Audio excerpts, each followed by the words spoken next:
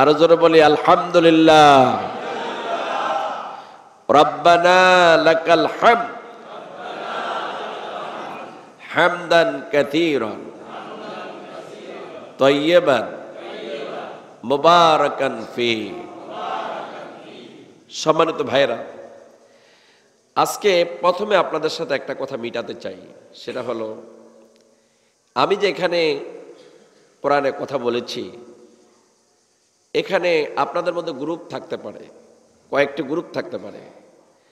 কেউ নিজেদেরকে বলে সুন্নি, আবার কেউ বলে আমি অমুক হুজুরের মুরিদ, অমুক হুজুরের মুরিদ। সবার মধ্যে ভাগ থাকতে পারে। আচ্ছা, এই কোরআনের ব্যাপারে কারোর মধ্যে ভাগ আসেনি? জোরে বলেন, আছে? নাই। তো এই কোরআন রাসূল সাল্লাল্লাহু আলাইহি ওয়াসাল্লাম বলেছেন, তারাকতু ফীকুম আমরাইন লান তাদিল্লু মা তামাসসাকতুম বিহিমা কিতাবুল্লাহ ওয়া সুন্নাতুর রাসূলি। আমি তোমাদের জন্য দুটি জিনিস রেখে গেলাম। একটা হলো কোরআন, আল্লাহর কিতাব কোরআন, আরেকটা হলো রাসূলের সুন্নাহ। এই দুটি জিনিস তোমরা আঁকড়ে ধরো। যতদিন পর্যন্ত এই দুটি জিনিসের উপরে তোমরা অটল থাকবা, ততদিন পর্যন্ত তোমাদেরকে কেউ পথভ্রষ্ট করতে পারবে না। কেউ পথভ্রষ্ট করতে পারবে না। এখন ধরেন আমি হলাম সুন্নি হুজুর।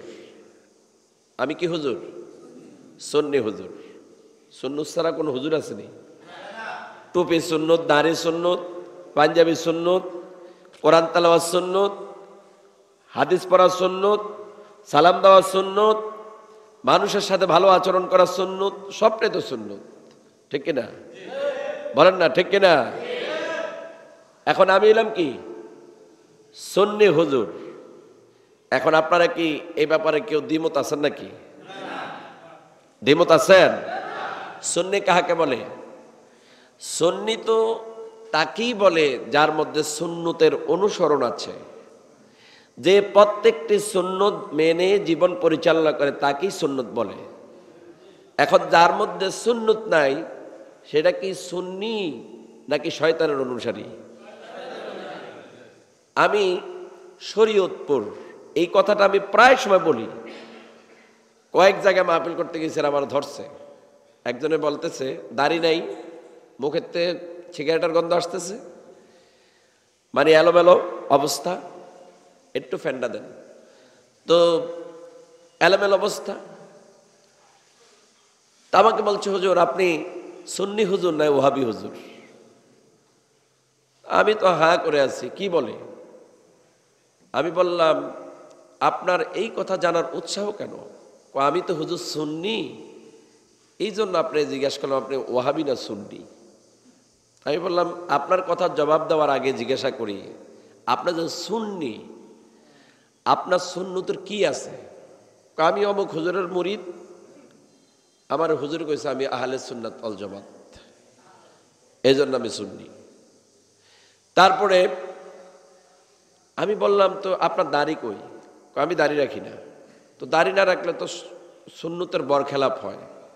জিজ্ঞাসা করলাম, আজকে ফজর থেকে এই যে মাগরিব পর্যন্ত নামাজ চলে গেল, আপনি এক ওয়াক্ত নামাজ পড়েছেন? কেন এক ওয়াক্ত নামাজও পড়ি নেই। তো বললাম যে এশার নামাজ পড়বেন কিনা?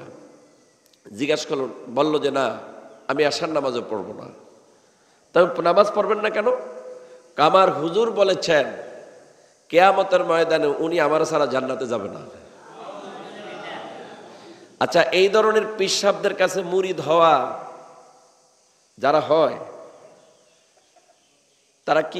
তারা কোন ধরনের মুসলমান বলেন তো আপনারা দেখি, বলেন। ডামুরটা আমি 3 দিন তাফসির করেছি, 2 বছর 3 দিন 3 দিন করে 6 দিন তাফসির করেছি ডামুরডা শরীয়তপুর। তো রাতের বেলা করি তাফসির, দিনের বেলা আমাকে মাহফিল কর্তৃপক্ষ বলে যে হুজুর আপনি আমাদের সাথে একটু চলেন, আমরা এলাকাটা ঘুরি। তো নদীমাতৃক এলাকা ঘুরতে ভালোই লাগে। তো গেলাম। হুজুর এই যে পীর সাহেব হুজুরের আপনি দরবার দেখছেন, এখানে মুরিদ আছে, সব আছে, তবে হুজুর সমস্যা কি জানেন? এই হুজুরের মুরিদেরা রমজান মাসে রোজা রাখে না। তা আমি বললাম যে কোন মাসে রাখে? কয় হুজুরে যেই মাস থেকে বলবো সেই মাস থেকে রাখবে। নাউজুবিল্লাহ বলবেন না? এই ধরনের মুসলমান আছে কিনা? নাম কামাস্তা মুসলমান। আমি এই জন্য বলি, কে বলেছে বাংলাদেশে 92% মুসলমান? 2% মুসলমান পাওয়ায় তো কঠিন হয়ে যাবে, কঠিন হয়ে যাবে। মুসলমান কাহাকে বলে? মুসলমানের সংজ্ঞা বুঝেন? মুসলমানের সংজ্ঞা বুঝতে হবে। মুসলমান কাহাকে বলে? মুসলমান এত সহজ শব্দ না, অনেক কঠিন শব্দ। এই জন্য আল্লাহ পাক রাসূলুল্লাহ সাল্লাল্লাহু আলাইহি সাল্লামকে বলছেন যে আপনাকে যে কোরআন দিয়েছি, আপনার আরাম ফরমাবারও জায়গা নেই, সময় নেই। ইয়া আইয়ুহাল মুদ্দাথির কুম ফাআনযির ওয়া রাব্বাকা ফাকাব্বির। রাসূলুল্লাহ সাল্লাল্লাহু আলাইহি ওয়াসাল্লাম চাদর মুড়ি দিয়া আরাম ফরমাচ্ছিলেন। আল্লাহ রাব্বুল আলামিন ওহী নাজিল করলেন, হে চাদর আবৃত্তিকারী, তার মানে হে নবী, হে আমার প্রিয় হাবিব, আপনি আরাম ফরমাচ্ছেন। আপনার তো সময় কম, আপনাকে আমি অল্প সময়ের জন্য এই পৃথিবীর মধ্যে পাঠিয়েছি, আপনার আরাম ফরমাবার কোনো সময় নাই। ওম, দাঁড়ান, দাঁড়িয়ে যান। আল্লাহ পাক হুকুম করছেন মুহাম্মদ সাল্লাল্লাহু আলাইহি সাল্লামকে, আপনি দাঁড়ান। ফাআনদির, সতর্ক করেন। ওয়া রাব্বাকা ফাকাব্বির, আপনার রবের শ্রেষ্ঠত্বের ঘোষণা দিয়া দেন। রাসূলুল্লাহ সাল্লাল্লাহু আলাইহি সাল্লামকে আল্লাহ তাআলা আরাম ফরমাতে সময় দেন নাই, যে আপনি আরাম ফরমাতে পারবেন না, সময় নেই আপনার, আপনি কাজ করে যান, শুধু কাজ করেন, শুধু কাজ করেন। আজকে আমাদের হুজুররা সামান্য তুমি ইমামতি করে, মসজিদে হুজুর আছে না, সামান্য তুমি ইমামতি করে। এই ইমামতি টিকায় রাখার জন্য আল্লাহর কোরআনের কথাকে গোপন রাখে। কথা ঠিক না বা ঠিক? আল্লাহর কোরআনের মধ্যে যে সমস্ত হক কথাগুলো আছে, এই কথাগুলাকে তারা কি রাখে? গোপন রাখে, হক কথা প্রকাশ করে না। যদি ইমামতি চলে যায়, যদি ইমামতি চলে যায়। আমি সদরঘাট তৈলঘাট জামা মসজিদে প্রায় 8 বছর খতিব ছিলাম। সেখানে এই যে সভাপতি সাহেব জানে অবস্থাটা কি, চোর, বাটপার, বদমায়ের, জানাকারী অভাব নেই, তারপরে ছিনতাইকারী অভাব নেই। সেখানে 60 বছর তাফসির করেছি, কথা বলেছি, তাফসিরও করেছি, প্রতি সপ্তাহে একবার তাফসির করতাম।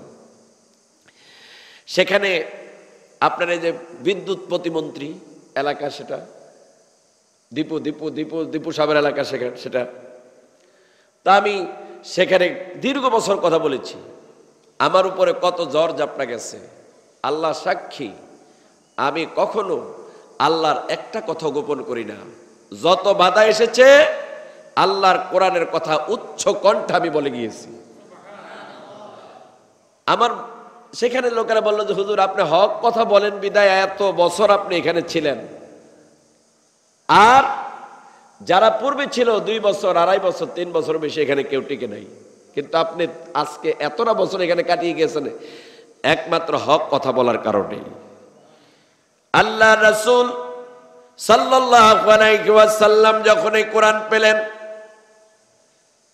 কোরআন পাওয়ার পরে আল্লাহর এই হুকুম পেলেন, আল্লাহ পাক যতটা হুকুম রাসূলুল্লাহ সাল্লাল্লাহু আলাইহি সাল্লামের উপর নাজিল করেছেন, রাসূলুল্লাহ কারো রক্ত চক্ষুকে ভয় করে না, কোনো ক্ষমতাশীল ব্যক্তিকে ভয় করে নাই, বরং আল্লাহ রাসূল অকুণ্ঠ চিত্তে নির্ভয়ে আল্লাহ পাকের কোরআনের দাওয়াত দিয়ে গিয়েছেন।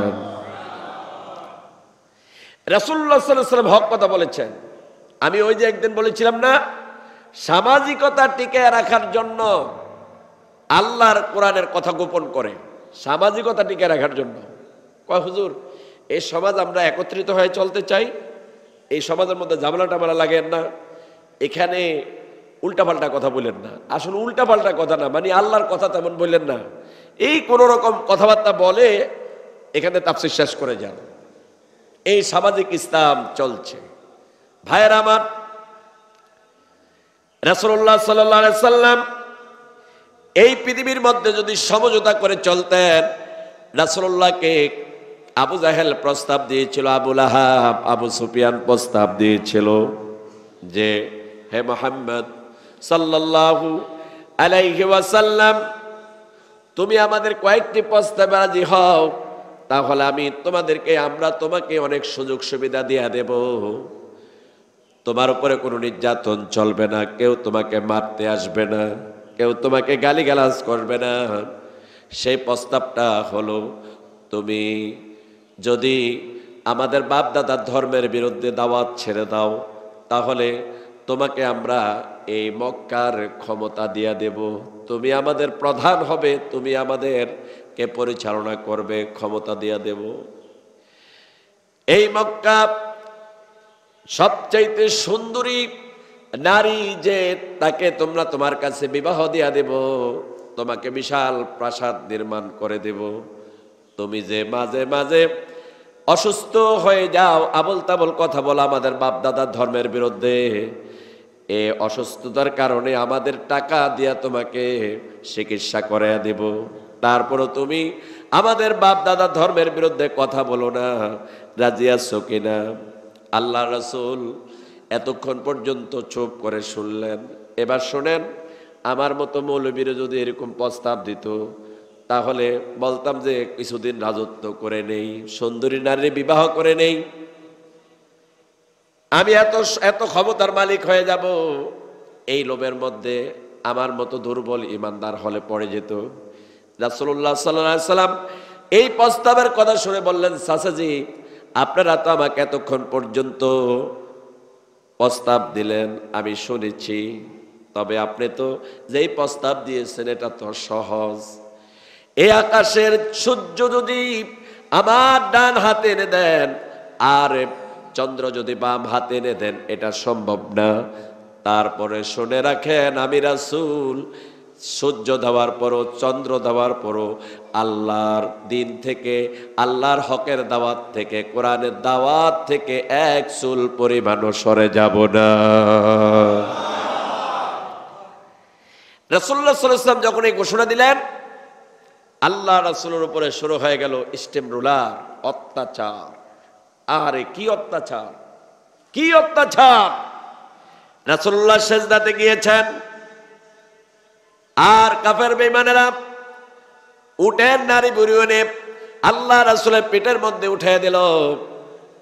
রাসূলুল্লাহকে আবু জাহেল গামছা পেঁচাইয়া আল্লাহ রাসূলের চোখ বের করে ফেলেছিল।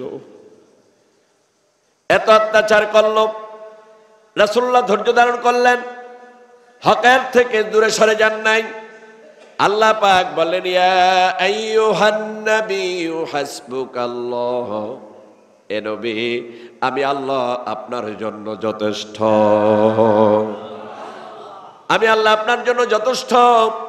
এই পৃথিবীতে যত ক্ষমতাশীল ব্যক্তি আপনার বিরুদ্ধে আচরণ করুক, আমি আল্লাহ আপনাকে দেখছি, আমার চোখে চোখে রাখছি, আমি আল্লাহ আপনার জন্য যথেষ্ট, আমি আল্লাহ আপনার জন্য যথেষ্ট। আপনি ভয় পেন না, এগিয়ে যান। ভাইয়েরা আমার, এই সংক্ষিপ্ত কথা বলে আমি আমার মূল আলোচনা যাচ্ছি। আমার ভাইয়েরা, আমি এই কথাটা বলার উদ্দেশ্য হলো, শুধু তাফসীর শুনলে হবে না, হকের উপর অটল থাকতে হবে, সত্যকে গ্রহণ করতে হবে, হকের দাওয়াত জীবনের বিনিময় হলো সমাজের মধ্যে ছড়িয়ে দিতে হবে, ঠিক না? আমার ভাইয়েরা, রাসূলুল্লাহ সাল্লাল্লাহু আলাইহি সাল্লাম দাওয়াত দিলেন, মাত্র 12 জন পুরুষ ঈমান আনলো, 4 জন মহিলা ঈমান আনলো। তাদের উপর এত অত্যাচার হলো, আল্লাহ রাসূল বললেন, তোমরা হিজরত করে আবিসিনিয়া চলে যাও। আবিসিনিয়া চলে গেল। আবিসিনিয়ার বাদশা ছিলেন নাজ্জাশী, সে ভালো মানুষ ছিল, খ্রিস্টান ছিল, পরবর্তীতে ঈমান এনেছে, সে তাদেরকে আশ্রয় দিল। আবার ফিরে আসলো, আবার যখন 84 জন পুরুষ আর 12 জন মহিলা ঈমান আনলো, তখন আবার অত্যাচার শুরু হয়ে গেল। রাসূলুল্লাহ আবার বললেন, আবিসিনিয়া হিজরত করে চলে যাও। হিজরত করে চলে গেল, একের পর এক হিজরত করলো। যেই সমস্ত মুসলমানরা ঈমান আনলো, তাদের তো বাড়ি ছিল, তাদের তো স্ত্রী ছিল, তাদের তো ঘর বাড়ি ছিল, তাদের তো সম্পদ ছিল, তাদের তো ছেলে মেয়ে ছিল, এগুলা সব ত্যাগ করে তারা আল্লাহর জন্য, আল্লাহ রাসূলের জন্য সব ত্যাগ করল। সুবহানাল্লাহ। আমার ভাইয়ার, এটা হলো ইসলাম, এটার নাম হলো ইসলাম। ইসলাম মানে একটা টুপি মাথায় দিয়ে, একটা পাঞ্জাবি গায়ে দিয়া, আর একটা পায়জামা পরে আপনি প্রথম কাতারে এসে কয়েকটা কাজ দিলেন আর কয়েকটা সেজদা দিয়া চলে গেলেন, এলাম ইসলাম না। আপনাদেরকে বুঝতে হবে রাসূলুল্লাহ সাল্লাল্লাহু আলাইহি সাল্লাম নিজের দান মোবারকের বিনিময়, রক্তের বিনিময় আল্লাহর রাসূল এই জমিনের মধ্যে হক প্রতিষ্ঠিত করে গিয়েছেন, হক প্রতিষ্ঠিত করে গিয়েছেন। রাসূলুল্লাহ সাল্লাল্লাহু আলাইহি সাল্লাম নিজে হিজরত করলেন, সাহাবায়ে কেরাম মদিনায় হিজরত করলেন। 10 বছর পরে আল্লাহ রাব্বুল আলামিন রাসূলুল্লাহ সাল্লাল্লাহু আলাইহি সাল্লামকে শোনালেন, হে রাসূল, আপনি এবার মদিনা মক্কায় যান। 10,000 সাহাবীর সাথে মক্কায় গেল। মক্কায় আসলেন, রাসূলুল্লাহর নেতৃত্বে 10,000 সাহাবী মক্কায় ঢুকলো। এখন কাফেররা দেখতে পেল মুসলমানের বিশাল বাহিনী, এবার সব কাফেররা পালানো শুরু করলো। আর আল্লাহ রাসূলকে আল্লাহ পাক বললেন, হে রাসূল, আপনি বলেন অকুল জাআল হক ওয়া যাহাকাল বাতিল ইন্নাল বাতিলা কানা যাহুকা। হে রাসূল, আপনি এই কথা বলেন আর মক্কায় প্রবেশ করেন। আল্লাহ রাসূল বলেন, জাআল হক ওয়া যাহাকাল বাতিল, সত্য সমাগত, মিথ্যা দূরীভূত। আর মিথ্যা তো দূরীভূত হওয়ারই কথা, সত্য যখন এসে গেছে এখানে আর বাতিল থাকার কোনো প্রশ্নই আসে না, সব বাতিল চলে গেল। রাসূলুল্লাহ সাল্লাল্লাহু আলাইহি সাল্লাম নিজের হাতের ছোরা দিয়া, লাঠি দিয়া কাবার মধ্যে যে 360টি মূর্তি ছিল, এই 360টি মূর্তির মাথা আস্তে আস্তে করে সব ভেঙে দিল। সাহাবায়ে কেরাম আল্লাহু আকবার ধ্বনিতে আকাশ বাতাস মুখরিত করে দিল। আজ মক্কা কুফরি মুক্ত, শিরক মুক্ত। আমার ভাইয়ারা, আর সারা পৃথিবীর মধ্যে যেখানে 100% মুসলমান পাওয়া যায় সেটার নাম হলো মক্কা। এই মক্কাতে একজনও মুসলমান ছিল না, সব ছিল মুশরিক। আল্লাহ রাসূলের অক্লান্ত পরিশ্রমের বিনিময়ে, রাসূলুল্লাহর পরিশ্রমের বিনিময়ে, সাহাবায়ে কেরামের রক্তের বিনিময়ে, আল্লাহ রাসূলের রক্তের বিনিময়ে আল্লাহ রাব্বুল আলামিন সেখানে তাওহীদ প্রতিষ্ঠিত করে দিলেন। সেখানে আজ তাওহীদ, একাত্মবাদ, সেখানে কোনো কুফরি নাই, শিরক নাই, আল্লাহ বিরোধী কাজ নাই। এখন রাসূলুল্লাহ যদি বলতো, সাহাবায়ে কেরাম যদি মনে মনে চিন্তা করতো, আরে এই সমাজের মধ্যে যদি আমি আল্লাহর কথা সব বলে দেই তাহলে তো আমার সামাজিকতা নষ্ট হয়ে যাবে, আমার ব্যক্তিত্ব নষ্ট হয়ে যাবে, এই চিন্তা যদি করত, তাহলে কি এই মক্কা, মদিনা, আরব ভূমি শিরক মুক্ত হইতো? বলেন হইতো? কেন?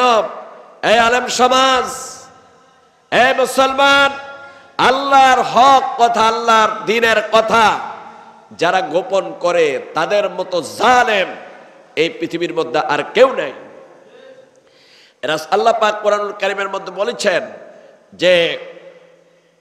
যে আল্লাহর কথাকে গোপন করে, আল্লাহর হক বুঝেও প্রকাশ করে না, সে কাফের, সে কুফরি করলো, সে ঈমান হারা হয়ে গেল।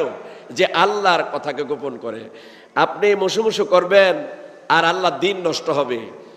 আপনি সিগারেট খোর, মদ খোর, জানাকারী, সুদখোর, অত্যাচারী, জালেম, তার বিরুদ্ধে আপনি কোনো কথা বলবেন না, আপনি চুপ থাকবেন, আপনার উপর অত্যাচার আসবে বিদায়, আপনি চুপ থাকবেন, তাহলে আল্লাহর দ্বীন থাকবে কিভাবে? আজকে আল্লাহর দ্বীন কোথায়? এখানে দ্বীনের কি আছে?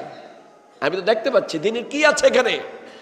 আপনারা তো পূর্ণাঙ্গ দ্বীনের মধ্যে নাই, দ্বীনের মধ্যে নাই। আপনাদের মধ্যে কি দ্বীন আছে বলেন আপনারা? যে কোরআনের কয়টা আমল আপনাদের মধ্যে আছে, হাদিসের কয়টা আমল আছে বলেন, জবাব দেন, দিতে পারবেন না।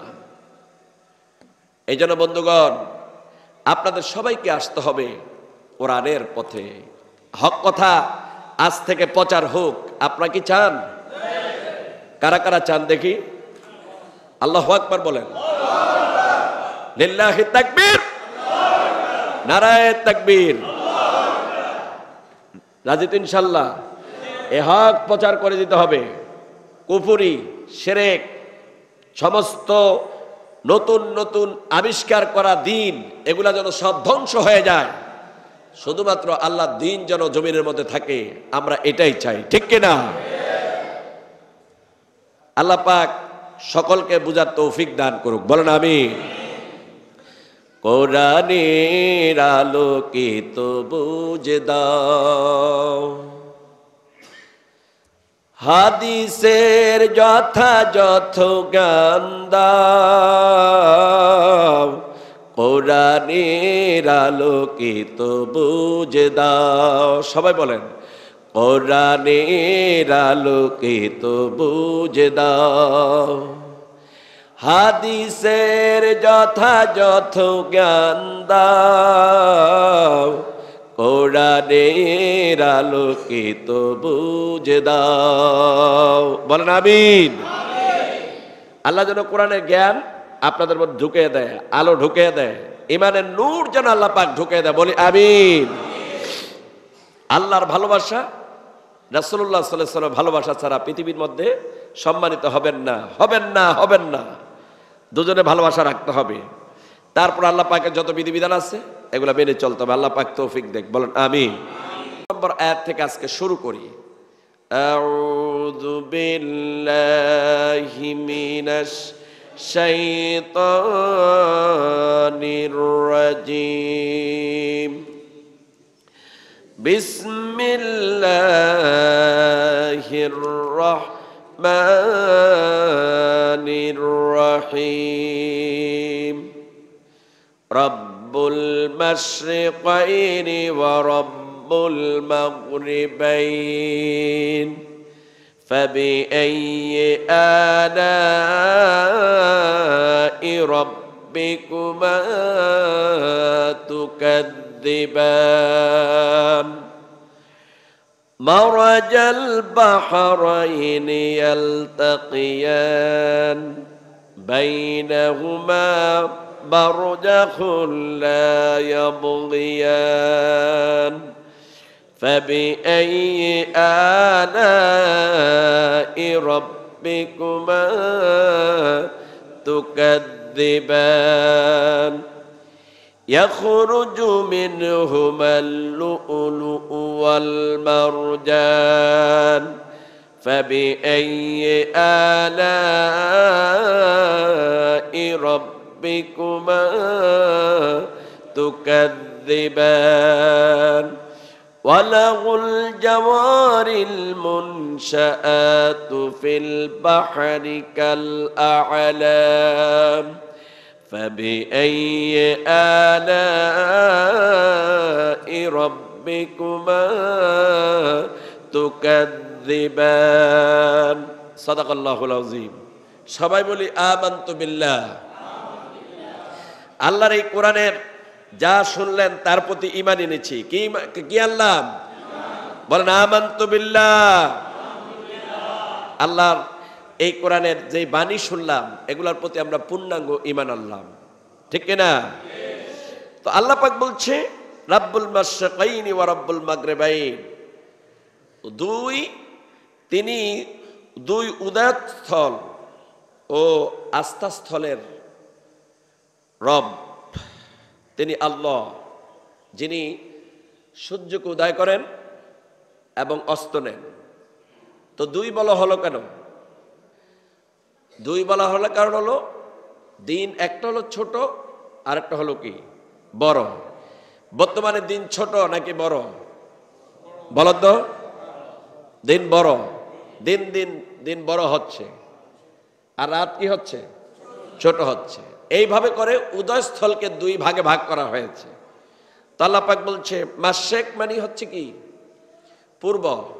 মাশরিক মানে পূর্ব আর মাগরিব পশ্চিম। তো দুই উদয়স্থলের রব তিনি এই সূর্য উদয় করেন আবার সূর্যকে অস্ত নিয়ে যান।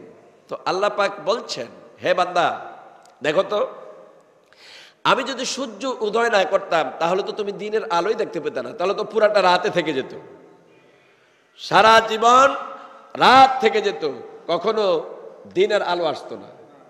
এই জন্য আল্লাহ রব্বুল আলামিন বলে, আমি সূর্য উদয় করে দিনের উদয় করে দেই, আলোর ব্যবস্থা করে দেই। ওদিনকে বলেছিলাম শুধু আল্লাহ পাক সূর্য উদয় করে, শুধু দিনের উদয় করে না। আল্লাহ বলে, এই সূর্যের তাপ যারা গ্রহণ করবে আমি আল্লাহ তাদেরকে অনেক কঠিন রোগ থেকে বাঁচিয়ে দেব। এই সূর্যের তাপের মধ্যে আছে মহা ঔষধ, মহারোগের ওষুধ আছে। এখানে অনেক ধরনের ঔষধ আছে। ভিটামিন ডি, যেটা সবচেয়ে বড় দরকার মানুষের শরীরের জন্য, অনেক রোগ থেকে বাঁচা যায়। আল্লাহ পাক বলেন, আমি এটা এই বান্দার জন্য এই সূর্যের মধ্যে দিয়ে দিয়েছি ভিটামিন ডি। এটা যদি বান্দা গ্রহণ করে তাহলে বান্দা অনেক রোগ থেকে বেঁচে যাবে। সুবহানাল্লাহ বলবেন না? ডাক্তারের প্রয়োজন কি? আল্লাহর নিয়ম মানেন, আল্লাহর নিয়ম মানেন, রাসূলুল্লাহ সাল্লাল্লাহু আলাইহি ওয়াসাল্লামের নিয়ম মানেন, সুন্নাহ মানেন, তাহলে ডাক্তারের প্রয়োজন হবে না। আল্লাহ পাক বলছে এই যে তিনি হচ্ছেন রব, যিনি এই সূর্যকে উদয় করেন এবং অস্ত নেন। আল্লাহ রব্বুল আলামিন বলেন, সারাদিন ক্লান্ত শরীর নিয়ে তোমরা সবাই অস্থির হয়ে যাও, মাঠে কাজ করো, ব্যবসা করো, চাকরি করো, রিক্সা চালাও, ঠেলা গাড়ি চালাও, বাস চালাও, বিভিন্ন পরিশ্রম করে তোমরা সারাদিন ক্লান্ত হয়ে যাও, পরিশ্রান্ত হয়ে যাও। আল্লাহ রব্বুল আলামিন বলেন, আমি তোমাদেরকে প্রশান্তি দেওয়ার জন্য আবার সূর্যকে অস্তগামী করে দেই। অস্তগামী করে দিয়ে আমি আল্লাহ পাক রাতের আগমন ঘটাইয়া দেই। আর রাত যখন আসে, এশার নামাজ পড়ে বান্দারে ঘুমেতে চলে যাও, ঘুম এসে যাও, কারণ আমি আল্লাহ তোমাদের প্রশান্তির জন্য ঘুম তৈরি করে দিয়েছি। আল্লাহ বলে, আমি সূর্য উদয় করে দিনের আলো ঘটাই, আবার সূর্যকে অস্ত নিয়ে আমি আল্লাহ পাক আবার রাতের আগমন ঘটিয়ে দিই। সুবহানাল্লাহ বলবেন না? ওয়াজআলনা নাওমাকুম সুবাতা, আমি তোমাদের জন্য ঘুমকে করেছি আরামদায়ক, যাতে করে তোমরা আরাম গ্রহণ করতে পারো। সুবহানাল্লাহ বলবেন না? আচ্ছা, মানুষ যদি ঘুম না আসতো তাহলে পাগলের মতো হয়ে যেত না? পাগল হয়ে যেত, অস্থির হয়ে যেত, পাগল হয়ে যেত। আল্লাহ পাক বলেন, আমি এই জন্য দিনের আলো ঘটাই, আবার সূর্যকে অস্তগামী নিয়ে তোমাদের জন্য রাতের অন্ধকার করে দেই, যাতে করে তোমরা আরামে ঘুম আসতে পারো। এখন তো আরামে ঘুম আসে না, ইউটিউব দেখে, ফেসবুক দেখে, তারপরে পর্নোগ্রাফি দেখে, দেখে দেখে চরিত্র, ইমান সব নষ্ট করে দিয়েছে। ছেলে সন্ত্রাসী হচ্ছে, মেয়েটা প্রেমিকা হচ্ছে, ভয় পেন নিয়ে রাস্তা রাস্তা হাঁটছে, সারা রাত এগুলা দেখে। আর ফজরের সময় আসলে ফজরের নামাজ ছাড়া তারা আরামে ঘুমায়, তারা আল্লাহর ইবাদত করে না। আল্লাহ পাক বলছেন, আমি এটা করি তোমাদের জন্য, দিনের আলো ঘটিয়ে দেই, যাতে করে তোমরা কাজ করে খেতে পারো, তোমরা কাজ করে খেতে পারো। আবার আমি তোমাদেরকে রাতের অন্ধকার করে দেই, যাতে করে তোমরা আরাম করতে পারো। সুবহানাল্লাহ বলেন। রব্বুল মাশরিকাইনি ওয়া রব্বুল মাগরিবাইন ফাবিআইয়ি আলাই রাব্বিকুমা তুকাদ্দিবান। হে মানুষ, হে মানুষ, আল্লাহর কোন কোন নিয়ামতকে অস্বীকার করবা? বলো। হে জিন, হে মানুষ, আল্লাহর কোন নিয়ামতকে তুমি অস্বীকার করবা? বলো তো দেখি। বলার সুযোগ আছে? কারো কলিজার মধ্যে সাহস আছে? মানুষ বলে যে সব এটা আমার, কয় এটা আমার বাড়ি, এটা আমার ঘর, এটা আমার লুঙ্গি, এটা আমার পাঞ্জাবি, মানে সব আমার দাবি করে। আল্লাহ কয় তোমার কোনোটাই না, সব আমার, সব আমার। আমি তোমাকে দিয়েছি এগুলা ব্যবহার করার জন্য। আর তোমার কাছে পাওনা কি? তোমার কাছে পাওনা হলো তুমি শুধু আমার গোলামি করবা, আমার প্রশংসা করবা। আমার এই নিয়ামত পেয়েছো, আমার প্রশংসা করবা, এটাই হলো পাওনা, আর কিচ্ছু না। সুবহানাল্লাহ বলেন, আলহামদুলিল্লাহ। আল্লাহ রাব্বুল আলামিন বলেন রব্বুল মাশরিকাইনি ওয়া রব্বুল মাগরিবাইন। আল্লাহ বলে উদয়স্থল এবং অস্তগামী স্থল আল্লাহ, এই দুইয়ের রব। এই পৃথিবীর কারো বাবার ক্ষমতা নাই। কুয়াশা দিয়ে আচ্ছাদিত হয়ে যায় পূর্বাকাশ, এবং মেঘ দিয়ে যখন আচ্ছাদিত হয়ে যায় পূর্বাকাশ, পশ্চিম আকাশ, সূর্যের দেখা মিলে না। এই দেশের সমস্ত, এই পৃথিবীর সমস্ত রাজা বাদশাহ, আর্মি বাহিনী, পুলিশ বাহিনী, র্যাব বাহিনী, সব 14 গোষ্ঠী মিলে যদি বন্দুক ধারণ করে পূর্ব দিকে বলে যে এই সূর্য উঠিস না, কেন তোর গুলি করে দিব, বলেন সূর্য উঠবে নাকি? বলেন সূর্য উঠবে? সূর্য কার কথা শুনে? জোরে বলতে হবে, কার কথা শুনে? রব মানে হলো প্রতিপালক। প্রতিপালন করে যিনি, যথাযথ প্রতিপালন করে, তার নাম হলো রব। এই রব সূর্যের প্রতিপালক, চন্দ্রের প্রতিপালক, তারকারাজির প্রতিপালক, রাত দিনের প্রতিপালক। এই জন্য রব শব্দ ব্যবহার করেছে। রব কাহাকে বলে? রব কাহাকে বলে? আল্লাহ। তো আল্লাহ তো বুঝলাবে যখন যা কিছুর প্রয়োজন, তখন যিনি সব কিছুর ব্যবস্থা করে দেন তিনি হলেন রব। সুবহানাল্লাহ বলে না?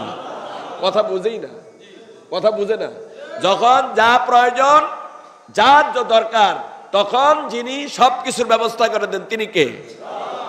তিনি কে? আপনারাই তো যখন বৃষ্টি খরতাপে এই জমিটা চৌচির হয়ে যায়, খরতাপে যখন জমিটা চৌচির হয়ে যায়, তখন তো আপনারা পাগলের মতো হয়ে যান, বৃষ্টির জন্য পাগলের মতো হয়ে যান। আল্লাহ পাক বলেন দেখো, এই পৃথিবীতে কারো বাবার ক্ষমতায় তোমাদেরকে এক ফোঁটা পানি দিতে, আমি তো পানি দিয়া তোমাদেরকে জমি তাজা করে রিজিকের ব্যবস্থা করে দিই। সুবহানাল্লাহ। আল্লাহ রাব্বুল আলামিন বলেন ফালা উকসিমু বিরাব্বিল মাশরিকি ওয়াল মাগরিব। আল্লাহ বলেন আমি শপথ করছি উদযাপন ও আস্তাচ্ছলের অধিপতির। আল্লাহ পাক বলেন, কি সুন্দর করে বলেন, শপথ হলো ওই আল্লাহর যিনি উদিত করতে পারেন, আবার যিনি অস্তগামীও করতে পারেন। সূর্যের মতো আমাদের একটা অস্ত আছে, আবার কি আছে? উদয় আছে। আমাদের জীবনের একটা কি আছে? উদয় আছে, আবার কি আছে? অস্ত আছে। মানে জীবনের শুরু আছে, শেষও আছে। আছে কি না? এবার বলেন আপনার জীবনের শুরু করেছে কে? জীবন কে দিয়েছেন? আবার জীবনের শেষ কে করবেন? আল্লাহ পাক করবেন। এই জন্য আল্লাহ পাক বলছে দেখো, সে আল্লাহর শপথ যিনি উদয় করেন এবং অস্তগামী করেন। রব্বুল মাশরিকি ওয়াল মাগরিবি লা ইলাহা ইল্লা হুয়া ফাত্তাখিযুহু ওয়াকিলা। তিনি পূর্ব এবং পশ্চিমের অধিকর্তা, অধিপতি তিনি আল্লাহ, তিনি ব্যতীত কোনো ইলাহ নেই। অতএব তাকে তোমরা কর্মবিধারক, তাকে তোমরা উকিল হিসাবে, অভিভাবক হিসাবে তাকে তোমরা গ্রহণ করো। অভিভাবক হচ্ছেন আল্লাহ, যিনি উদয় করতে পারেন, অস্ত দিতে পারেন, যিনি জীবন দিতে পারেন, যিনি মৃত্যু দিতে পারেন, তাকেই তোমরা উকিল হিসাবে মানো। বলেন তো দেখি আমাদের উকিল কে? কে? ঘটনা কে? এখানে কি সার্কাস চলতেছে নাকি? তোমরা এখানে এমন করতেছো কেন? এটা কি সার্কাসের জায়গা? এটা মাহফিল হচ্ছে এখানে। চুপ করে কথা শুনতে হবে। এটা কোরআনের মাহফিল।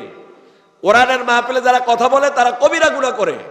কারণ আমি কোরআনের আয়াত পড়তেছি, এই কোরআনের আয়াত শোনা ওয়াজিব, ফরজ, নীরবে শুনতে হবে। আর যারা এটা না শুনবে তারা গুনাহগার হবে। আল্লাহর হুকুম ফাসতামিউ লাহু ওয়ানসিতু লাআল্লাকুম তুরহামুন। চুপ থাকো, মনোযোগ সহকারে শোনো। তো আমি বলছি, আল্লাহ পাক বলছেন যে তোমরা শুধুমাত্র আল্লাহকে উকিল হিসাবে গ্রহণ করো, যিনি উদয় করে, যিনি অস্ত নেয়, তাকে তোমরা উকিল হিসাবে গ্রহণ করো। বলেন তো আমাদের উকিল কে? জানেন না? বলেন না কে? আপনারা প্রত্যেক এই যারা কোরআন তেলাওয়াত করেন, এশার নামাজের পরে আল্লাহ রাসূল বলেছেন দুইটা আয়াত পড়বা, দুইটা আয়াত পড়বা ঘুমাসার আগে। সেটা কি? সেটা হলো বাকারা, সূরা বাকারার সর্বশেষ দুটি আয়াত।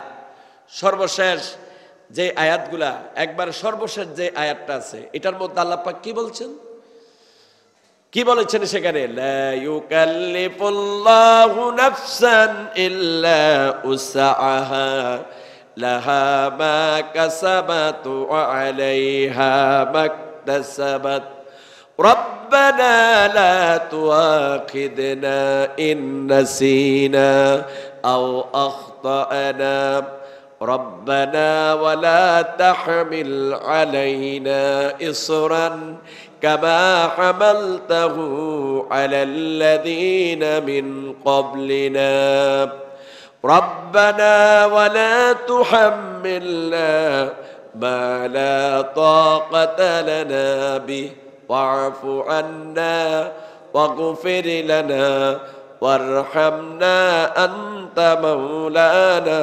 فانصرنا على القوم الكافرين। কতগুলো কথা এখানে বলেছেন, আমাকে ক্ষমা করে দাও, আমাকে সাহায্য করো, তুমি ছাড়া আমার কোনো সাহায্যকারী নাই।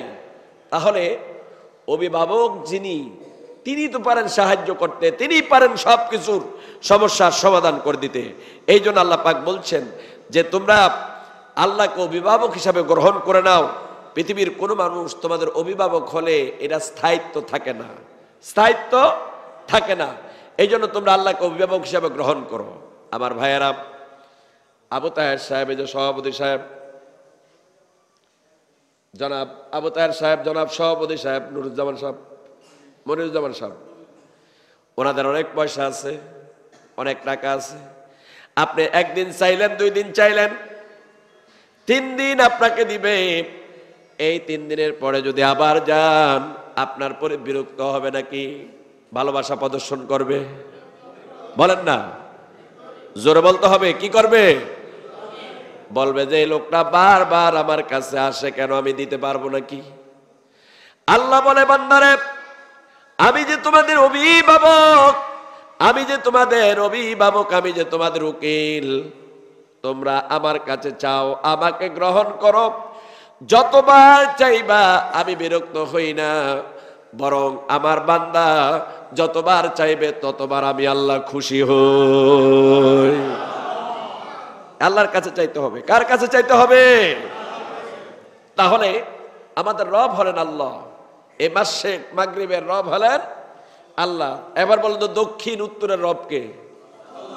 জোরে বলেন না। সব জায়গার রব কে? উপরের নিচ সব জায়গার রব কে? তো সব জায়গার রবে তো আল্লাহ। আল্লাহ পাক সবকিছু কন্ট্রোল করেন। কি সুন্দর আজকে আবহাওয়া, আজকে তেমন সূর্য দেখা যায় নাই, কারণ মেঘাচ্ছন্ন আকাশ। কি সুন্দর নাতিশীতোষ্ণ আবহাওয়া। এই পৃথিবীর কেউ দিতে পারবে এই প্রশান্তি? কেউ দিতে পারবে? কেউ দিতে পারবে না এই প্রশান্তি। কি সুন্দর প্রশান্তি আল্লাহ পাক দিয়ে দিয়েছেন বান্দাকে। আলহামদুলিল্লাহ বলবেন না? فَبِأَيِّ آلَاءِ رَبِّكُمَا তুকাদ্দিবান। বলো রে বান্দা, আল্লাহর কোন কোন নিয়ামত অস্বীকার করবা? এ মানুষ, হে জিন, বলো আল্লাহ রব্বুল আলামিনের কোন কোন নিয়ামত রে তোমরা অস্বীকার করবা?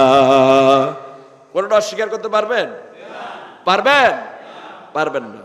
কিন্তু আমাদের দেশের মানুষেরা এই আল্লাহর প্রশংসা না করে নেতার প্রশংসা করে। দেখবেন, আমি একদিন বলেছিলাম যে আপনারা যদি ধরেন এখানে যদি এই একটা জনসভা হয়, ধরেন প্রধানমন্ত্রী আসলো এখানে, দেখবেন আপনাদের এলাকার মধ্যে প্রধানমন্ত্রীর, এই এলাকার যিনি সবচেয়ে বড় দায়িত্বশীল, তিনি দেখবেন এমন ফার্ম দিবে, আল্লাহর চাইতে কয়েক গুণ উপরে উঠে দিবে প্রধানমন্ত্রীকে।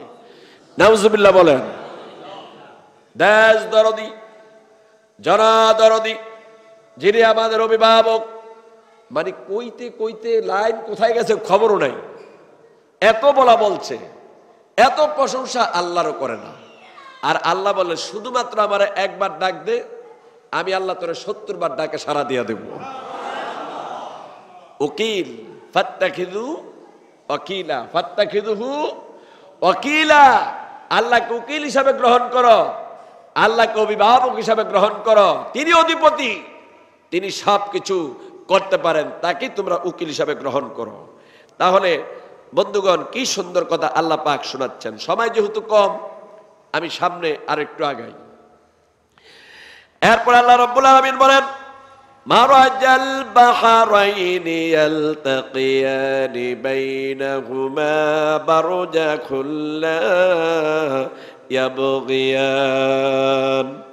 আল্লাহ পাক বলেন, তিনি প্রবাহিত করেন দুই নদী, যারা পরস্পর মিলিত হয়, বাইনাহুমা বারজাখুল লা ইয়াবগিয়ান, কিন্তু এদের মধ্যে রয়েছে এক অন্তরাল, যা অতিক্রম করা তাদের পক্ষে সম্ভব নয়। কি গুরুত্বপূর্ণ কথা এখানে দেখেন, এখানে জ্ঞানবানদের জন্য কি সুন্দর কথা আছে। আপনারা তো বুঝেন না, না বুঝার কারণে এই সমস্যা। খালি চিল্লাচিল্লি শুনলে ভালো লাগে, আর লাফালাফি শুনলে ভালো লাগে, শুধু লাফাইলে ভালো লাগে, কিন্তু সত্যর কথা শুনতে, হক কথা শুনতে চায় না। ভাইরা আমার, আল্লাহ পাক বলছেন যে মারাজাল বাহরাইনি ইয়ালতাকিয়ান, তিনি প্রবাহিত করেন দুই নদী, দুই দরিয়া একই সাথে। কিন্তু দেখা যাচ্ছে দুইটা নদী একই সাথে। আল্লাহ পাক বলেন, এই দুইয়ের মধ্যে আমি অন্তরাল সৃষ্টি করে রেখেছি, একটা আরেকটাকে অতিক্রম করতে পারে না। আমি আল্লাহ পাক, কিন্তু পার্টিশন নাই, কিচ্ছু নাই। ঢাকা সদরঘাট থেকে যখন লঞ্চ রওনা দেয় বরিশালে, ভোলা, পটুয়াখালী যখন লঞ্চ ছেড়ে দেয়, তখন সর্বপ্রথম বুড়িগঙ্গা নদীর উপরে দিয়ে আসে, তারপরে মেঘনা নদী, তারপরে হলো পদ্মা নদী। আল্লাহ বলে এক একটার পাটিশান এক এক জায়গায়। এই হলো বুড়িগঙ্গা নদীর পাটিশান, এই হলো মেঘনা নদীর পাটিশান, এই হলো পদ্মা নদীর পাটিশান। তোমরা দেখতে পাও কারো পাটিশান নাই। আল্লাহ বলে, আমি আল্লাহ এই দুইয়ের মধ্যে পাটিশান তৈরি করে রেখে দিয়েছি। একটার পানি হলো মিষ্টি, আর একটার পানি হলো লবণাত্মক। আল্লাহ বলে, এই লবণাত্মক পানি মিষ্টি পানির মধ্যে ঢুকে মিষ্টি পানিকে লবণাত্মক করতে পারে না, আবার মিষ্টি পানি লবণাত্মক পানির মধ্যে ঢুকে তাকে মিষ্টি করতে পারে না। সুবহানাল্লাহ। আপনারা চাঁদপুর যখন যাবেন, এই যে এই পুরান বাজারের কর্নারে দেখবেন একটা পার্টিশন আছে, মেঘনা এবং পদ্মার মধ্যে। পদ্মার পানি একরকম আর মেঘনার পানি আরেক রকম। আচ্ছা, বোঝা যাচ্ছে যে দুটার পানি দুইটা মনে হয় একসাথে চলতেছে। আল্লাহ কয় না, একটার পানি আরেকটার মধ্যে প্রবেশ করে না। সুবহানাল্লাহ বলবেন না? আরো জোরে বলেন সুবহানাল্লাহ। বুঝেন আল্লাহ রে, আল্লাহ বলে একটা আরেকটার মধ্যে প্রবেশ করে না। ওয়ামা ইয়াস্তাবিল বাহরান হাযা আযবুন ফুরাতুন সাইউন শারাবুহু ওয়া হাযা মিলহুন উজাজ। আল্লাহ বলেন, দুটি সমুদ্র সমান নয়, একটির পানি সুমিষ্টি ও সুপেয়। যা পিপাসা দূর করে দেয়, যেটা মিষ্টি পানি সেটা দূর করে দেয় পিপাসা, আত্মা পান করা একেবারে সহজ। আল্লাহ বলে পক্ষান্তরে অপরটি হলো লবণাত্মক, যা একেবারে অস্বাদ। মুখের মধ্যে নিলে, আপনারা যারা কক্সবাজার গিয়েছেন, সাগরের পানি যখন মুখের মধ্যে নেন অবস্থা খারাপ, ঠিক কিনা? একেবারে লবণ আর লবণ। যখন সাগরের থেকে গোসল করে আমরা উঠি, তখন শরীরের মধ্যে সব লবণ বেশি থাকে। আল্লাহ বলে পানি দেখতে পাও, কিন্তু খাবার উপযোগী নয়। হাজারবার চেষ্টা করলেও তোমরা এই পানি খাইতে পারবা না। আল্লাহ বলে, বান্দারে, এগুলো হলো আমার কুদরত, আমারে বোঝো না, আমারে চেনো না, এগুলার দিকে তাকাও, উনজুর, বারবার তাকাও, বারবার তাকাও। আমি আল্লাহ তোমাদের জন্য দুই নদী একত্রে সৃষ্টি করে রেখেছি, কিন্তু এক নদীর পানি মিষ্টি, আরেক নদীর পানি হলো লবণাত্মক। সুবহানাল্লাহ। এগুলা নিয়ে বান্দা গবেষণা করে না, খালি গবেষণা করে কয়টা বিল্ডিং করবে, কয়টা বাড়ি করবে, এক বিয়া করছে আরো 3টা করবো, ঠিক কিনা? এগুলো গবেষণা করে। আর কিভাবে মানুষের জমির আইল ঠেলে জমি বাড়ানো যায়, এটা নিয়ে কিন্তু ভালো গবেষণা করে। কিভাবে মানুষের ওজনে কম দিয়া ব্যবসা বাড়ানো যায়, এটা নিয়ে গবেষণা করে। আল্লাহ বলে এগুলো নিয়ে গবেষণা করো। আফালা তাকিলুন, ব্যাকল, বুঝো না? আকল নাই, জ্ঞান নাই, জ্ঞান দিয়েছি বুঝো, আমি তোমাদেরকে জ্ঞান দিয়েছি, এগুলা বুঝো। আল্লাহ পাক বলেন ওয়াহুয়াল্লাযী মারাজাল বাহরাইনি হাদা আযবুন ফুরাতুন ওয়া হাদা মিলহুন উজাজ ওয়া জাআলা বাইনাহুমা বারজাখাও ওয়া হিজরাম মাহজুরা। আল্লাহ বলেন তিনি তো সে আল্লাহ যিনি দুই সমুদ্রকে মিলিতভাবে প্রবাহিত করেছেন, দুইটি সমুদ্রকে মিলিতভাবে প্রবাহিত করছেন। তোমরা দেখতে পাও দুটি সমুদ্র একত্রিত প্রবাহিত হচ্ছে। প্রশান্ত মহাসাগর, আরব সাগর, সেখানে প্রায় সময় আমরা দেখতে পাই সেখানে এক সাইডের পানি কালো আর এক সাইডের পানি সাদা। দেখতে পান কিনা আপনারা? যারা দেখেন দেখবেন, খুলে খুলে দেখবেন, ইউটিউবের মধ্যে সার্চ দিয়ে দেখবেন আল্লাহর নিয়ামত। দুই সাইডের পানি দুই রকম, একটার পানি কালো আরেকটার পানি হলো সাদা। দেখা যায় মনে হয় ঢেউ দিয়ে একটার পানি আরেকটার মধ্যে যায়। আল্লাহ বলে বান্দারে তোর এই কর্মচ, তোর এই চর্ম চোখ দিয়ে তুই দেখতে পাবি না। আমি আল্লাহ কোনো পার্টিশন রাখি না, কিন্তু আমি আল্লাহ আমার কুদরত দিয়ে একটা অন্তরায় সৃষ্টি করে এখানে রেখে দিয়েছি। কেউ কোনটার মধ্যে প্রভাব বিস্তার করতে পারে না, কেউ কোনটার মধ্যে প্রভাব বিস্তার করতে পারে না। একটার পানি মিষ্টি, অপরটার পানি হলো লবণাত্মক। আল্লাহ পাক বলছেন দেখো এই উভয়ের মধ্যে আমি এক অন্তরাল সৃষ্টি করে রেখেছি, একটি বাধা সৃষ্টি করে রেখেছি, যা অতিক্রম করা সহজ নয়, অতি কঠিন। আল্লাহ পাক বলছেন উভয় সমুদ্রের পানি একত্রে মিশে না। দেখেন এই যে আল্লাহ পাক বলছেন বান্দারে এগুলা হলো আমার মহা নিদর্শন।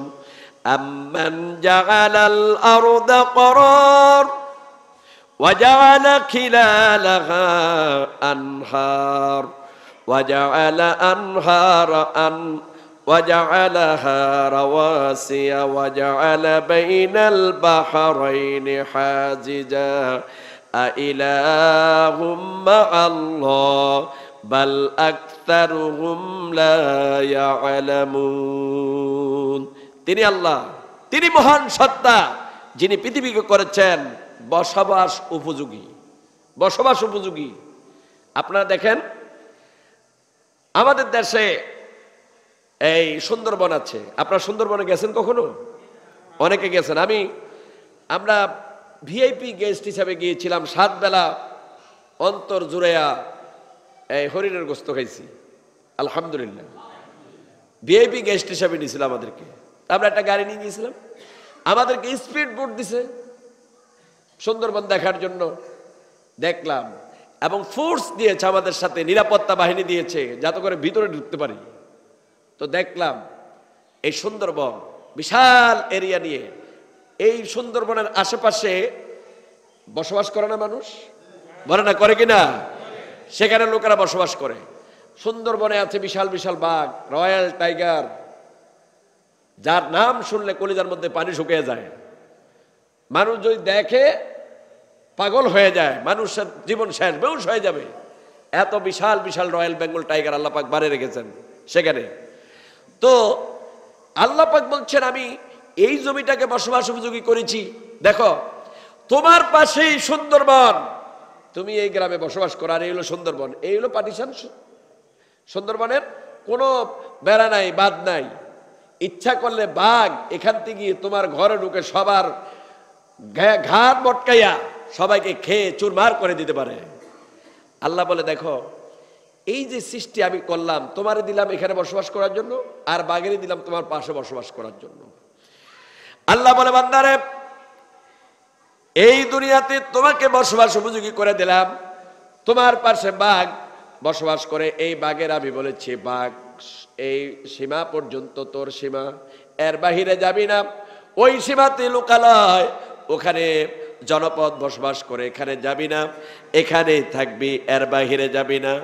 আল্লাহ বলে যদি রে বান্দা বাঘ যদি তোদের উপরে ঝাঁপিয়ে পড়তো, তোদের উপর অত্যাচার করত, তোরা কি সুন্দরবনের পাশে বসবাস করতে পারতে কিনা? পারতো? পারতো না। আল্লাহ পাক বলেন, আমি বাঘ আমার গোলাম, তুই আমার গোলাম, মানুষ আমার গোলাম, বাঘ আমার গোলাম, সিংহ আমার গোলাম, সাপ আমার গোলাম, সব আমার গোলাম। সবাই আমার কথা শুনে সবার জন্য আলাদা আলাদা বসবাসের জায়গা আমি তৈরি করে দিয়েছি। জোরে বলেন সুবহানাল্লাহ। আল্লাহ বলে জমি দিলাম, জমি দিলাম, এই জমির মধ্যে পানি ছাড়া তুমি চলতে পারবে না, কারণ তোমার তৃষ্ণার প্রয়োজন হয়, তোমার খাদ্যের প্রয়োজন হয়, তোমার পিপাসা মিটাবার জন্য পানির প্রয়োজন হয়। এই পিপাসা মিটাবার জন্য আমি আল্লাহ তাআলা তোমাদের জন্য এই জমির মধ্যে নদী প্রবাহিত করে দিয়েছি। নদী প্রবাহিত করে দিয়েছি, নদী প্রবাহিত হচ্ছে, আমি এগুলা সব তোমাদের জন্য প্রবাহিত করে দিয়েছি যাতে করে তোমরা মিষ্টি পানি গ্রহণ করতে পারো। ভাইয়ের আমার, আমি চিন্তা করি এই যে বঙ্গোপসাগর কত বিশাল সাগর। আমি কক্সবাজারে যখন প্রোগ্রাম করতে যাই, মাহফিল করতে যাই, সেখানে মাগনা ঘুরি, মানুষের টাকা দেওয়া যায়, আমাদের থাকার জায়গা ফ্রি, খাওয়া ফ্রি, এবং উল্টা আরো আমাদেরকে অনেক টাকা দেওয়া দেয় মাহফিল করতে গেলে। তো সেখানে যাই, এইভাবে তাকিয়ে দেখি সাগরের ওই পাটটা দেখা যায় কিনা, দেখি দোদো কিচ্ছু দেখা যায় না। আর পানি, আল্লাহ পাক বলেন এই পানি আমি তৈরি করে রেখে দিয়েছি। পৃথিবীর 3 ভাগের 2 ভাগ কি? পানি, আর 1 ভাগ স্থল, মাটি। আল্লাহ পাক বলেন আমি তৈরি করে রেখেছি। পানির বেশি প্রয়োজন। এই পানির পিপাসা যখন, এখন তো আপনারা অনেকে মাঠে কাজ করে এসেছেন, সারাদিন অনেক পরিশ্রম করে এসেছেন, আমি যেখানে কথা বলছি কলিজাটা শুকিয়ে যাচ্ছে, মনে হয় যেন 2 ঝক পানি দিলে ডক ডক করে খেয়ে ফেলবো। আল্লাহ বলে বান্দা তোর পানির বেশি প্রয়োজন, টয়লেটে যাবি পানির প্রয়োজন, প্লেটটা ধুয়ে ভাত খাবি পানির প্রয়োজন, ভাত সিদ্ধ করবি পানির প্রয়োজন, যেই কোনো কাজ করবা হাত ধুইবা, যেই কোনো কাজ করবা পানির প্রয়োজন। পানির প্রয়োজন এত বেশি, আল্লাহ পাক বলেন এই জন্য স্থল থেকে আমি আল্লাহ পাক পৃথিবীর মধ্যে পানির ব্যবস্থা বেশি করে দিয়েছি। বান্দা দাঁড়ায় দাঁড়ায় পানি খায়, বাম হাতে খায়, এক ছাগলকে দেখছি পানি খাই বাম হাতে খায়, আর বিড়ি খায়, এখান থেকে 1 ডক্কর পানি খায় আবার বিড়ি খায়। আরেকটা দেখছি টয়লেটের মধ্যে বসে বসে বিড়ি খায় আর কথা কয়। আসেনি এরকম খবিশ? আসেনি? আমি ওদিন ঢাকা গিয়েছিলাম, তো আমি ওয়াশরুমে গিয়েছিলাম, নামাজের সময় হয়েছে, তো নামাজের মধ্যে নামাজের জন্য আগে ওয়াশরুমে যেতে হয়, প্রয়োজন ছিল ওযু করব, যাই শুনি একটা টয়লেটের মধ্যে বৈশাখ আসসালামু আলাইকুম, মোবাইল ধরে বলতেছে, পায়খানা করে আর সালাম দেয়। কি দেয়? পায়খানা করে আর সালাম দেয়। কয় হ্যাঁ ভালো আছি। আমি কি ছাগল না রে, এটি বলে মানুষ, এগুলা মানুষ, এগুলো আবার মুসলমান, এগুলো আবার মুসলমান। আমি এই কথাটা কেন বললাম? টয়লেটে গেছিস, দোয়া ফুরা ঢুক, নত সেখানে শয়তান তোর আক্রমণ করবে। হাদিসে আছে পুরুষ যদি দোয়া পড়ে না ঢুকে টয়লেটের মধ্যে, ওই টয়লেটের মধ্যে পুরুষের সাথে মহিলা জিন জেনা করে, মিলন করে। আর মহিলা যদি দোয়া পড়ে না ঢুকে, তাহলে সেখানে পুরুষ জিন তার সাথে মিলন করে। এই দেখবেন আমাদের সমাজের মধ্যে অনেক মহিলা আছে বিবাহ বসতে চায় না, ওই যে পুরুষ জিন তার সাথে মেলামেশা করে, তার সাথে মিশে গেছে, এই জন্য সে বিয়ে বসতে চায় না। এই জন্য আল্লাহ পাক যে সিস্টেম শিখেছেন, আল্লাহ পাক বলছেন দোয়া পরে ঢুকো, কথা নাই, কাশও দিও না, টয়লেটে ঢুকে কাজ দিও না, আওয়াজ নাই, লজ্জার বিষয়। আর সেখানে তোমার পানি প্রয়োজন, আমি আল্লাহ পানির ব্যবস্থা করে দিয়েছি। যদি পানি না থাকতো তুমি সমাজের মধ্যে চলতে পারত না, দুর্গন্ধে পায়খানার গন্ধে মানুষ থাকতে পারতো না। এই জন্য আমি তোমার জন্য পানির ব্যবস্থা করে দিয়েছি। সুবহানাল্লাহ বলেন। এই জন্য বন্ধুগণ, যারা মরুভূমিতে বসবাস করে তারা বুঝে যে পানির প্রয়োজনীয়তা কত বেশি।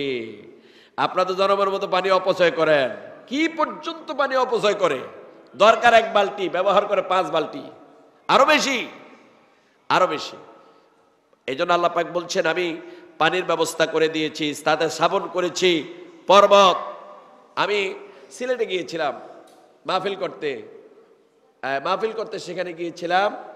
তো দেখলাম পাহাড়ে, আমাকে পাহাড়ে নিয়ে গেল তারা। সেখানে দেখলাম পাহাড় থেকে সেই সুন্দর পানি বের হচ্ছে, পাহাড় থেকে। আল্লাহু আকবার বলবেন না? এই পানি কোথা থেকে আসলো? পাহাড় থেকে। কোনো কল নাই, কোনো ট্যাপ নাই, আল্লাহর কুদরতে। আমাকে ওরা বললো যে হুজুর এটা নির্দিষ্ট টাইমে প্রবাহিত হবে, আবার নির্দিষ্ট টাইমে বন্ধ হয়ে যাবে, আল্লাহর কুদরতে।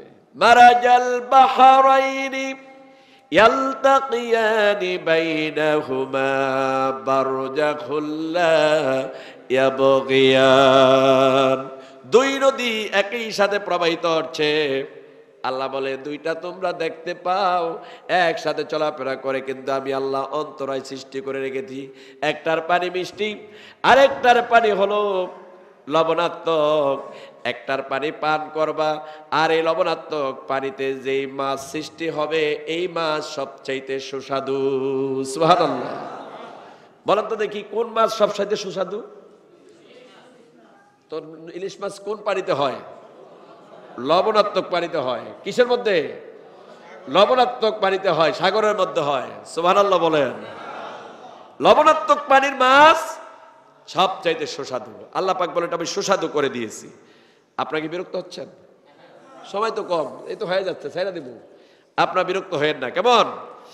ওয়াহুয়াল্লাযী সাখখারাল বাহরা লিতাকুলু মিনহু লাহমান তরিয়ান ওয়া তাস্তাখরিজু মিনহু হিলিয়াতান তালবাসুনাহা। আল্লাহ বলেন তিনি সেই আল্লাহ যিনি সমুদ্রকে অধীন করে দিয়েছেন। তোমরা জমিন সমুদ্রকে ব্যবহার করবে, এই জন্য তোমাদের অধীন করে দিয়েছেন। তোমরা যেন তাজা তা হতে তাজা গোস্ত মাছ আহার করতে পারো। আমি আল্লাহ পাক সেটাকে কি করেছি? সেটাকে তোমাদের জন্য এই উপযোগী করে দিয়েছি। তাজা গোস্ত, তাজা মাছ আল্লাহ পাক সেখান থেকে তৈরি করে দিবেন। আমার ভাইয়ারা, আল্লাহ পাক বলেন শুধু তাই নয়, আমি আল্লাহ পাক তোমাদের জন্য ইয়াখরুজু মিনহুমাল লুলুউ ওয়াল মারজান। আল্লাহ বলে আমি তোমাদের জন্য এই জমির মধ্যে, এই সাগরের মধ্যে মণি মুক্তা আমি আল্লাহ রব্বুল আলামিন তৈরি করে রেখে দিয়েছি। সুবহানাল্লাহ বলেন। কি আশ্চর্য, কি হয়েছে? আসো, অসুবিধা, হুজুর আসবে এখানে, আপনারা বসেন বসেন। আমি কোরআনের কথা বলতেছি না তো এখানে বিশৃঙ্খলা সৃষ্টি করছেন কেন? বসেন, হুজুরে বসো। হুজুর আসছে, আলহামদুলিল্লাহ বলেন আলহামদুলিল্লাহ। আল্লাহ পাক বলছেন ইয়াখরুজু মিনহুমাল লুলুউ ওয়াল মারজান। তিনি দরিয়া সৃষ্টি করে উৎপন্ন করেছেন মুক্তা এবং প্রবাল। আপনারা ডায়মন্ড দেখেছেন? ডায়মন্ড মানে কি? ডায়মন্ড মানে মুক্তা। আপনারা দেখেছেন ঝিনুকের মধ্যে আল্লাহ রাব্বুল আলামিন সাগরের মধ্যে এটা তৈরি করে রেখে দিয়েছেন। মানুষেরা ঝিনুক সংগ্রহ করে সেখান থেকে ডায়মন্ড, মণিমুক্তা আল্লাহ পাক বলেন আমি তোমাদের জন্য দামি, সবচেয়ে দামি জিনিস সাগরের মধ্যে তৈরি করে রেখে দিয়েছি। সুবহানাল্লাহ বলবেন না? এই জন্য দেখেছি যখন কক্সবাজার যাই আপনার, অথবা হাতিয়া সন্দ্বীপ, অথবা যে সমস্ত সাগরের এলাকা আছে, এগুলা ছেলেরা খালি ঘুরে ঘুরে ঝিনুক টোকায় আর খোলে, কাটে, দেখে মুক্তা আছে কিনা, মুক্তা আছে কিনা। আল্লাহ পাক কিসের মধ্যে ঢুকে রাখছেন? মুক্তা, সবচাইতে দামি জিনিস মণি মুক্তা। আল্লাহ পাক বলেন সেখানে আমি তৈরি করে রেখে দিয়েছি মুক্তা। তো আল্লাহ পাক বলছেন দেখো এই যে ইয়াখরুজু মিনহুমাল লুলুউ ওয়াল মারজান, আমি এই দরিয়া হতে উৎপন্ন করেছি মুক্তা এবং প্রবাল। প্রবাল কাকে বলে? যেটা হলো সবচাইতে উজ্জ্বল মুক্তা, যেটা চকচক করে। দেখবেন অন্ধকারে যখন এই প্রবালগুলা যখন এইভাবে হাতে নিবেন চতুর্দিকে আলো চড়াবে। আল্লাহ পাক বলেন এইভাবে করে আমি এদেরকে আলোকিত করে দেই মানুষের সুবিধার জন্য, মানুষে যাতে করে এটা ব্যবহার করতে পারে। সুবহানাল্লাহ বলবেন না? ফাবিআইয়ি আলাই রাব্বিকুমা তুকাদ্দিবান। আল্লাহ বলে হে মানুষ, হে জিন, এবার বলো তোমরা আল্লাহ রব্বুল আলামিনের কোন কোন নিয়ামতকে অস্বীকার করবা? আল্লাহর কোন কোন নিয়ামতকে অস্বীকার করবেন। আপনারা পারবেন অস্বীকার করতে আল্লাহর নিয়ামত? বলেন না পারবেন? ক্ষমতা আছে কারো? এত সহজ না, এত সহজ না। সব জায়গায় আল্লাহর নিয়ামত, এগুলো সব আল্লাহর নিয়ামত। প্রধানমন্ত্রী প্রশংসা করো না, যেই প্রধানমন্ত্রীকে আল্লাহ ক্ষমতা দিয়েছেন সেই আল্লাহর প্রশংসা করো। স্বরাষ্ট্রমন্ত্রীর প্রশংসা নয়, পুলিশের আইজির প্রশংসা নয়, র্যাবের প্রধানের প্রশংসা নয়। প্রশংসা কার? আরো জোরে বলেন আলহামদুলিল্লাহি রাব্বিল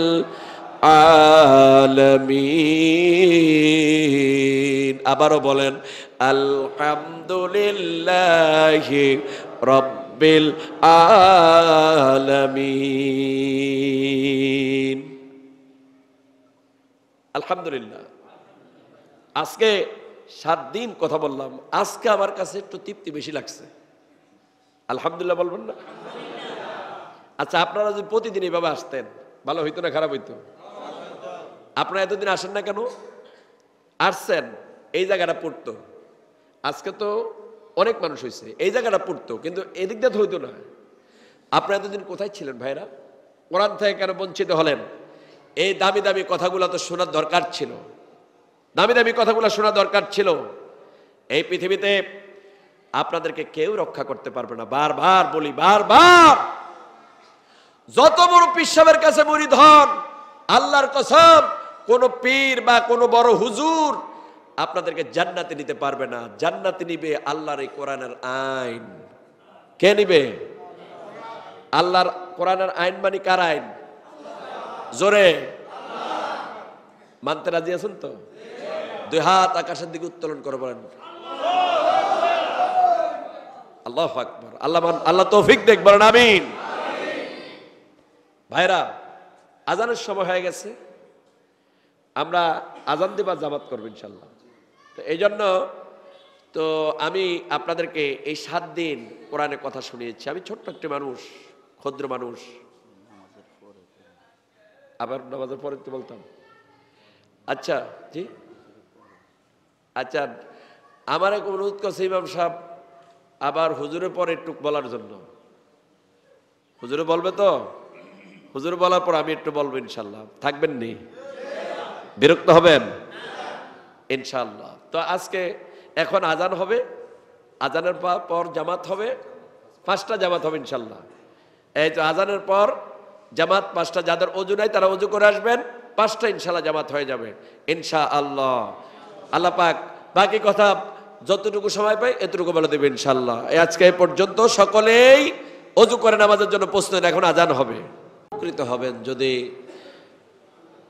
আমলের নিয়ত করে থাকেন, আর যদি আমলত নিয়ত না থাকে তাহলে উপকৃত হবেন না।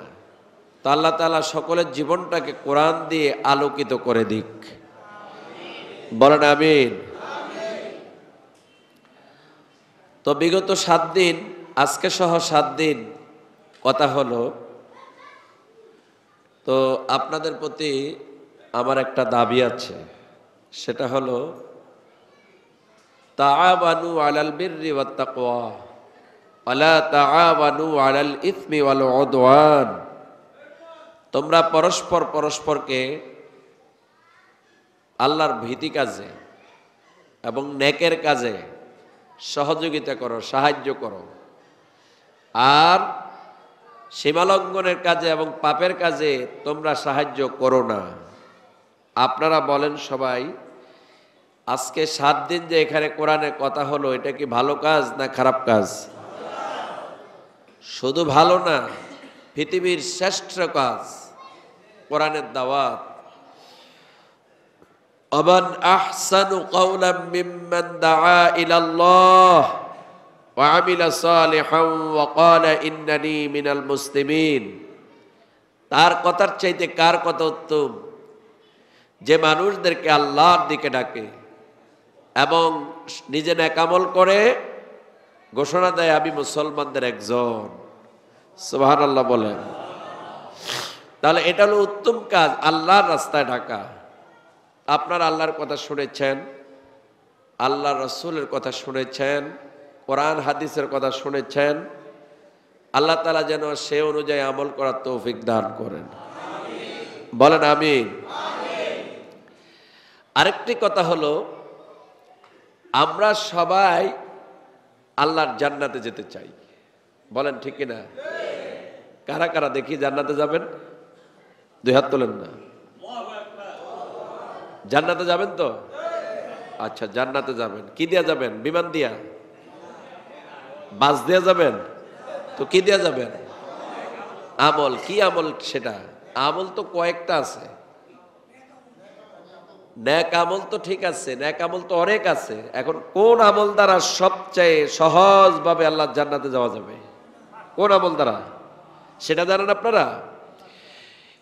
ইয়া আইয়ুহাল্লাযীনা আমানু হাল আদুল্লুকুম আলা তিজারাতিন তুনজিকুম মিন আযাবিন আলীম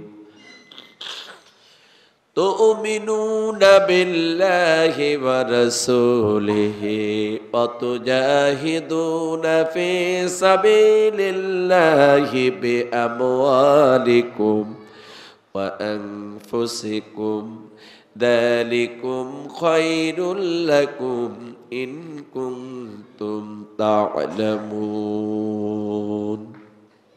সূরা সফ আল্লাহ পাক কি বলছে? ইয়া আইয়ুহাল্লাযীনা আমানু, হে ঈমানদাররা। এই আপনারা আমরা যারা ঈমানদার, আল্লাহ পাক তাদেরকে লক্ষ্য করে বলছেন, হে ঈমানদাররা,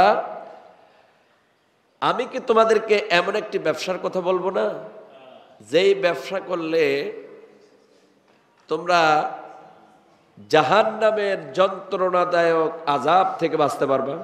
আমি কি তোমাদেরকে এমন একটা ব্যবসার কথা বলবো না?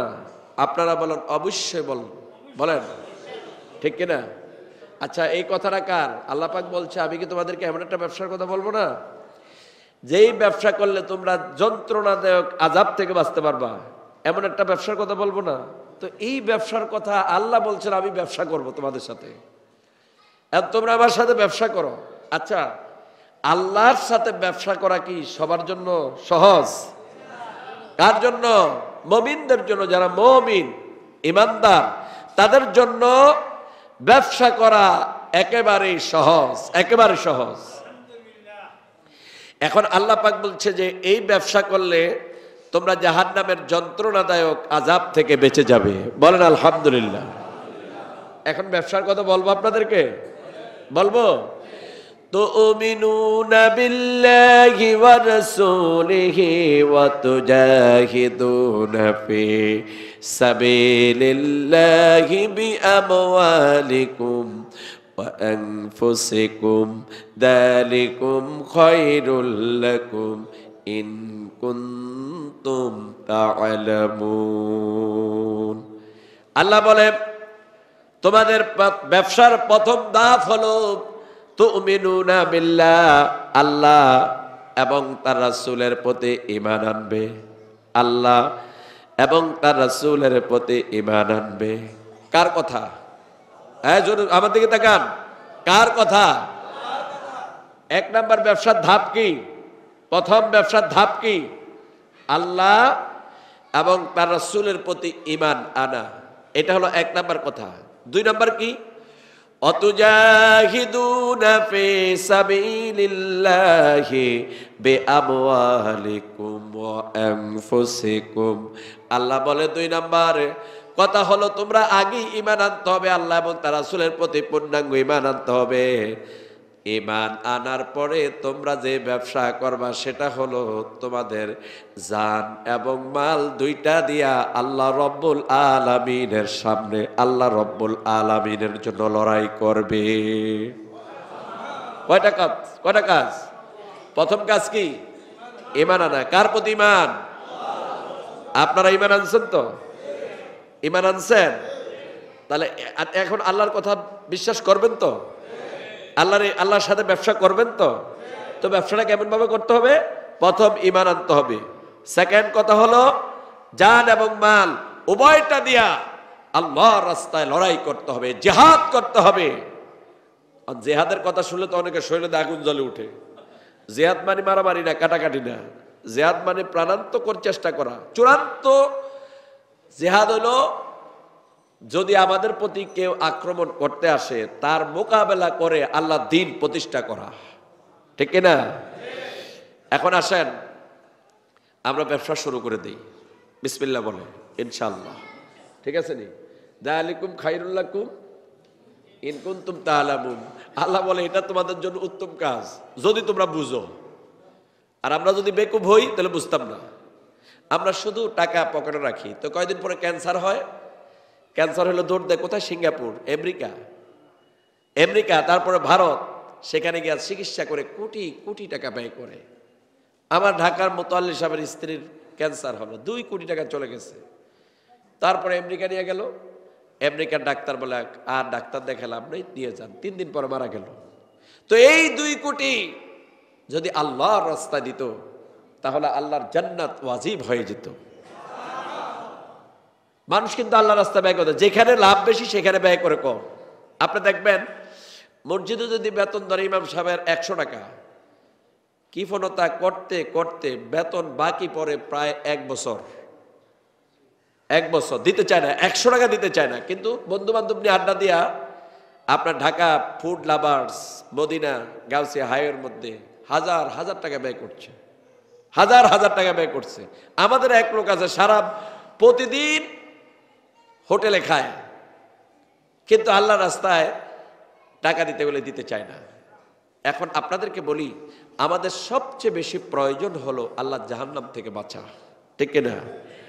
আল্লাহ জাহান্নাম থেকে বাঁচা। ভাইয়েরা, ওদিন বলেছিলাম জাহান্নাম কত কঠিন। যদি আপনি দেখতেন এটা, যদি এটা চিত্র যদি কেউ দেখতো, খানা দানা ছেড়ে দিয়া সিজদায় পড়ে থাকতো, আল্লাহর কাছে ক্ষমা চাইতো। কত মারাত্মক, কত মারাত্মক জাহান্নাম। এই জাহান্নাম তাদের জন্য তৈরি করা হয়েছে যারা অবৈধ কাজ করে, অসৎ কর্ম করেছে, তাদের জন্য এই জাহান্নাম তৈরি করে রেখেছে আল্লাহ পাক। বন্ধুগণ, এবার আসেন, একটু ভালো কাজ যদি চালু হয়ে যায়, এইখানে কখনো মাহফিল হয় না, তাফসীর হয় না। হয়েছে নি হুজুর? আমি মেজু হুজুর জানবো, হয় না তো? কেন? চেয়ারম্যান সাহেব তো, চেয়ারম্যান সাহেব স্যারে বসে না, ভালো লাগছে আলহামদুলিল্লাহ। এরকম চেয়ারম্যান দরকার, জনগণের ভিতরে ঢুকে যাবেন।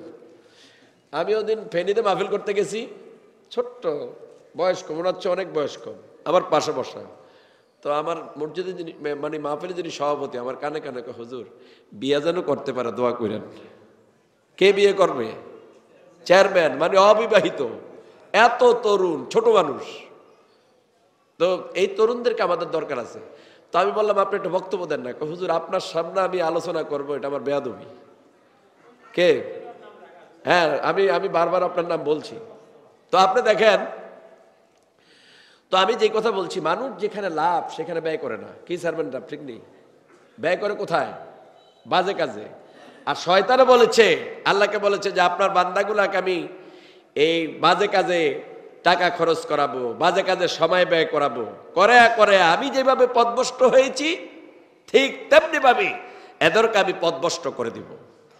তো আপনাদেরকে আমি জিজ্ঞাসা করতে চাই, আপনারা তো সবাই বলেছেন জান্নাতে যাবেন, আগামী বছর এখানে তাফসীর হোক, আপনারা কি চান?